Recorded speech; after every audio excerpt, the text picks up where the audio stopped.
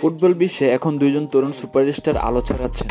একজন Vinicius junior, Real মাদ্রিদের ডানা কাটা পাখি, আর অন্যজন কিলিয়ান এমবাপ্পে, ফ্রান্সের গতিদানব। কিন্তু বড় প্রশ্ন হচ্ছে, কে আসল সেরা ফরওয়ার্ড? ভিনিসিয়াস তার দুর্দান্ত ড্রিবলিং আর গতির প্রতিপক্ষে ডিফেন্স ভেঙে ফেলে। গত মৌসুমে 20টির বেশি গোল এবং 15টি অ্যাসিস্ট করেছেন। বিশেষ করে বড় ম্যাচে তার পারফরম্যান্স পুরো দলকে বাঁচিয়ে দেয়। অন্যদিকে এমবাপ্পে এক প্রচেষ্টায় ম্যাচের মোড় ঘুরিয়ে দিতে পারে। গত মৌসুমে তার গোল সংখ্যা 40-এর বেশি। পিএসজি এবং ফ্রান্সের জাতীয় দলে এমবাপ্পে যেন একাই লড়াই করে ম্যাচ জেতায়। তার গতি আর ফিনিশিং দুইটাই অনন্য। গোল সংখ্যায় এগিয়ে এমবাপ্পে, কিন্তু টেকনিক্যাল, ড্রিবলিং আর টিম প্লের দিক থেকে ভিনিসিয়াসের জবাব নেই। দুজনই তরুণ, দুজনই ভবিষ্যৎ ফুটবল কিং। তাহলে বলুন তো, আপনার মতে কে সেরা ফরওয়ার্ড, ভিনিসিয়াস না এমবাপ্পে? কমেন্টে জানান আপনার পছন্দ।